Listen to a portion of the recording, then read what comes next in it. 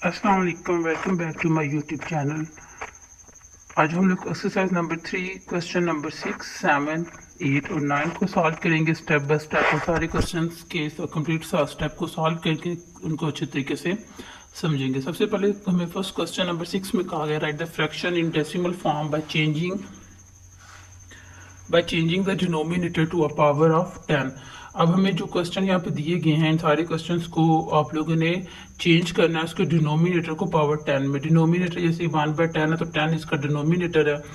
तो इन क्वेश्चन को step by step solve कर। जैसे कि फर्स्ट क्वेश्चन है आपका 1/10, तो 1/10 अगर इसका डिनोमिनेटर 10 में कन्वर्ट कर तो ये ऑलरेडी डिनोमिनेटर पावर 10 में है और वो पावर 10 1 आता है। तो जब इसको आप डिवाइड करते हो तो जैसे कि अगर आपके पास डिनोमिनेटर में 100 हो, 10 हो, 1000 हो तो आप उसको डेसिमल पॉइंट को जितने जीरो उतने डिजिट मूव करवाते हो लेफ्ट साइड पे। अब जैसे कि 1 है तो 1 के लास्ट पे 0 पॉइंट था डेसिमल, तो उसको आप लोग 1 डिजिट मूव करवा दोगे लेफ्ट साइड पे क्योंकि आपके पास डिनोमिनेटर में 1 0 है। इसके बाद नेक्स्ट आपका क्वेश्चन 1/5 है। इसके डिनोमिनेटर को पावर 10 में कन्वर्ट करना है तो आप 5 को 2 से मल्टीप्लाई करें तो आपके पास 10 आ जाता है। तो जो डिजिट आपने डिनोमिनेटर में मल्टीप्लाई करना है उसको न्यूमिनेटर के साथ भी मल्टीप्लाई करना है। जैसे कि आप 2 को 1 के साथ मल्टीप्लाई करेंगे फिर 5 के साथ करेंगे तो 10 आ जाएगा। आप इसी तरह 2 और 10 को डिवाइड करते हैं तो 0.2 आ जाएगा डेसिमल में, क्योंकि डेसिमल में हमें इसको कन्वर्ट करना है साथ, और क्योंकि 2 का पॉइंट आपके लास्ट पे था और वो एक डिजिट मूव करेगा तो 0.2 आ जाएगा। इसी तरह 1/50 है।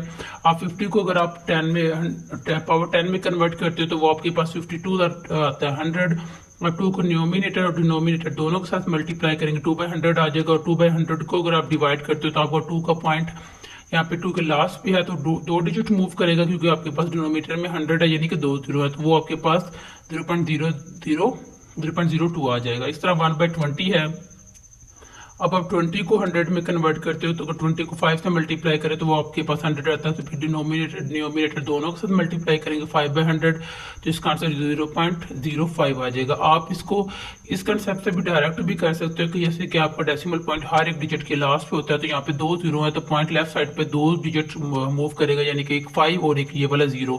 तो इस तरह आप डायरेक्ट कर सकते हैं। नहीं तो अगर इस तरह समझ नहीं आ रहा तो 5 को अंदर रखें और 100 पे डिवाइड करो तो आप इसको उस मेथड से भी सॉल्व कर सकते हैं। नेक्स्ट आपके पास है 1/25। अब 1/25 को आपने 25 को कन्वर्ट करना है 100 में तो 25 को अगर 4 से मल्टीप्लाई करते हैं तो आपके पास क्या आ जाएगा 100 आ जाएगा।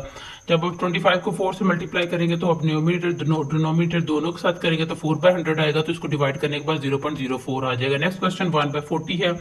40 को अगर आप 100,000 यानी कि 10 की पावर में कन्वर्ट करते हैं तो आप 40 को 25 से मल्टीप्लाई करें तो आपके पास 1000 आता है। अगर किसी और डिजिट से करते हैं तो आपके पास 110 नहीं आता, तो इसलिए हम इसको डायरेक्ट 1000 में कन्वर्ट कर लेते हैं। तो डिनोमिनेटर न्यूमिनेटर दोनों के साथ मल्टीप्लाई करेंगे। आप 25 को डिवाइड करेंगे क्योंकि 3 0 है तो पॉइंट ने 3 डिजिट मूव करने, एक 5 किया, एक 2 किया और एक ये 0, तो लेफ्ट साइड पे वो 0.025 आ जाएगा। नेक्स्ट क्वेश्चन है आपका 3/4। अब 3/4 को यानी कि 4 को डिनोमिनेटर को देखना और उसको आपने कन्वर्ट करना है 100 में, ये 1000 में, यानी कि 10 की पावर 10 कर लो, 100 कर लो, 1000 कर लो, 10,000 कर लो। इसी तरह तो 4 को 25 से मल्टीप्लाई करते हैं 100 आता है, फिर 25 को न्यूमिनेटर के साथ भी मल्टीप्लाई करना पड़ेगा यानी कि 3 के साथ 75/100 तो 0.75 आ जाएगा। इस तरह 2/5 है। आप 5 को फिर वो 2 से मल्टीप्लाई डिनोमिनेटर न्यूमिनेटर दोनों के साथ तो 0.4 आंसर आ जाएगा।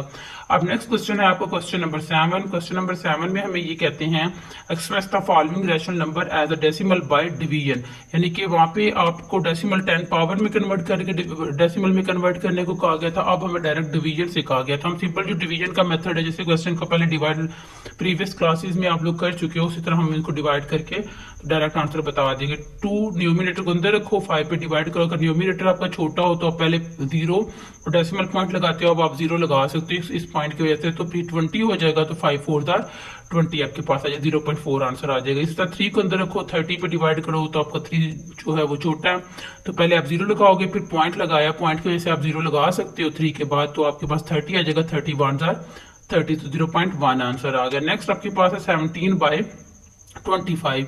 अब 17/25 को आपने करना है 17 को अंदर रखा, 25 पे डिवाइड किया, 17 छोटा है 25 बड़ा है। तो हमेशा ये याद रखें कि न्यूमिनेटर आपका डिवीजन के अंदर आता है और डिनोमिनेटर आपका बाहर होता है। जिसमें जीरो लगा दिया, पॉइंट लगाया और एक जीरो आप लगा सकते हो। एक जीरो लगाने के बाद उसको 170 आ गया, 25 को 6 से मल्टीप्लाई करें तो 150 आता है। फिर 25 को, यानी कि वो छोटा है तो एक और नंबर बड़े से करके देख लेते हैं। 7 से किया तो 175 आएगा, तो वो बड़ा है तो हम फिर 6 से ही मल्टीप्लाई करेंगे, 1/50 आ जाएगा। 1/70 में 1/50 माइनस करेंगे 20 आ जाएगा। अब पॉइंट की वजह से आप हर एक स्टेप में एक जीरो लगा सकते हो, क्योंकि 25 से छोटा था तो आपने डेसिमल पॉइंट की वजह से जीरो लगाया तो 200 आ गया। 25 को 8 से मल्टीप्लाई करें तो डायरेक्ट पूरा पूरा आपके पास 200 आ जाता है।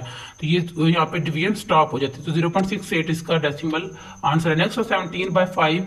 अब 17/5 को अगर आप करते हो तो 17 अंदर रखा, 5 पे किया तो डिजिट आपको 17 बड़ा था, फिर 5 3 15 आ जाएगा। क्योंकि अगर 4 टाइम करते तो बड़ा आता है, 3 टाइम वो छोटा आता है। तो 17 में थे 15 माइनस के 2 आ जाएगा, पॉइंट लगाया, जीरो लगा लिया तो 5 4 था 20, तो आपके पास क्या आ जाएगा 33.4 आ जाएगा। ठीक है, आंसर इसका। नेक्स्ट आपके पास है 5/8। आप 5 को अंदर रखा, 8 पे डिवाइड करना है, वही सारा बेसिक स्टेप्स हैं आपके। पॉइंट लगाएंगे, जीरो लगाएंगे तो 0.0 जितने चाहें आप लगा सकते हो, जितनी आपकी स्टेप्स की रिक्वायरमेंट्स होती है। तो इसमें 8 4 6 4 48 आपके पास आ गया। 48 को -50 में 48 माइनस के 2 आया। फिर डेसिमल पॉइंट की वजह से यहाँ पे एक जीरो लगा सकते हो आप लोग, और वो जीरो लगाने के बाद अब इसमें 20 में से आप माइनस करो, 20 में से 16 को तो आपके पास 40 आता है, 4 आता है, और वो एक जीरो आप पॉइंट की वजह से लगाते हो तो 8 5 आपके पास 40 है, यानी कि 0.625 इसका आंसर आएगा। नेगेटिव साइन था फ्रैक्शन के साथ, तो आप इसके डेसिमल पॉइंट के साथ भी नेगेटिव साइन लगाते हो। आपका इसका लास्ट स्टेप है 18/125। अब 18 अंदर रखा, 125 पे डिवाइड किया, पहले डेसिमल पॉइंट 0, 125 को अगर 1 से मल्टीप्लाई करोगे तो 125, अगर 2 से करते हो तो ग्रेटर आ जाता है। तो हम इसको अब इसमें से 180 में से 125 माइनस करेंगे तो 55 आएगा। डेसिमल पॉइंट की वजह से जीरो लगा लेंगे, नीचे ले आएंगे जीरो। फिर 125 को 4 से मल्टीप्लाई किया, 500। अब 550 में से 500 माइनस किया तो 550 आएगा। फिर एक जीरो लगा लिया डेसिमल पॉइंट की वजह से, तो 125 मल्टीप्लाई बाय 4 500, तो पूरा पूरा डिवाइड होगा। अब -0.144 आ जाएगा। ये आपका क्वेश्चन कंप्लीट होगा, क्वेश्चन नंबर 7। इसके बाद आपका क्वेश्चन नंबर है 8। क्वेश्चन नंबर 8 में हमें ये कहते हैं कि आप लोगों ने इसको क्वेश्चन नंबर 8 के अंदर सॉल्व करते हुए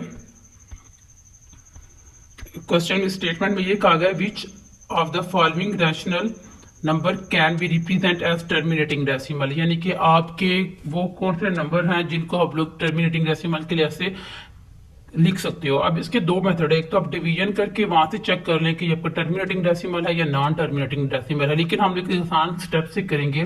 जैसे कि इजी स्टेप आपका ये है कि अगर आप जस्ट डिनोमिनेटर पे फोकस करना है, जैसे आपका ये फर्स्ट क्वेश्चन है क्वेश्चन नंबर 8 का, तो इसके डिनोमिनेटर पे अगर फोकस करते हैं तो डिनोमिनेटर देखो तो 4 है।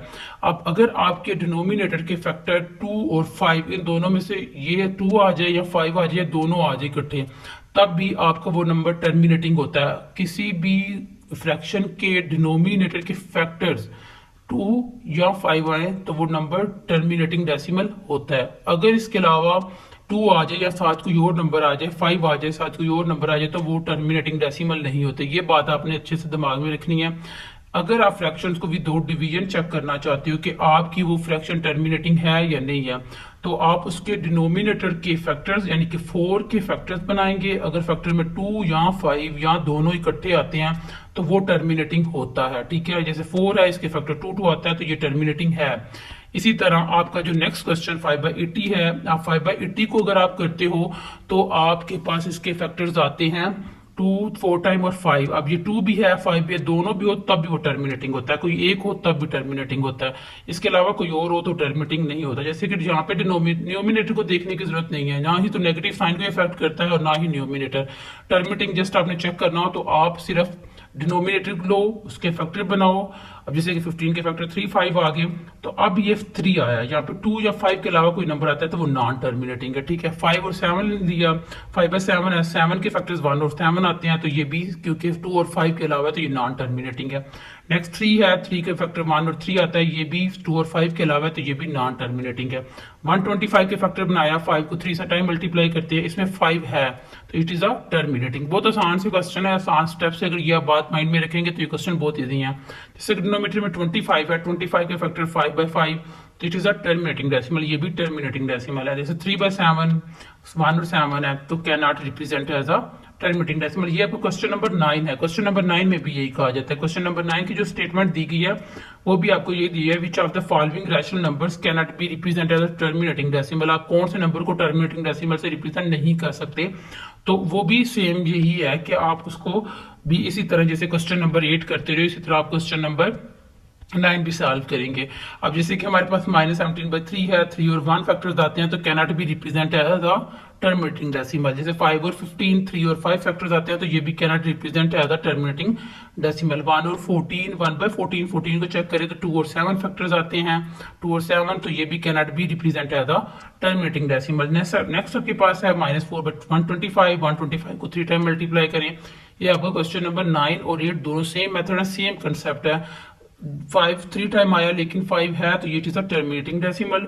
इसी तरह 200 लेंगे, 200 के फैक्टर्स बनाएंगे, इसमें 2 और 5 ही जस्ट फैक्टर्स के अंदर नंबर्स आ रहे हैं तो ये भी टर्मिनेटिंग होगा। नेक्स्ट 11, 7/11 है, 1 और 11 तो can not represent as a terminating decimal. ये क्वेश्चन आपका लास्ट था और ये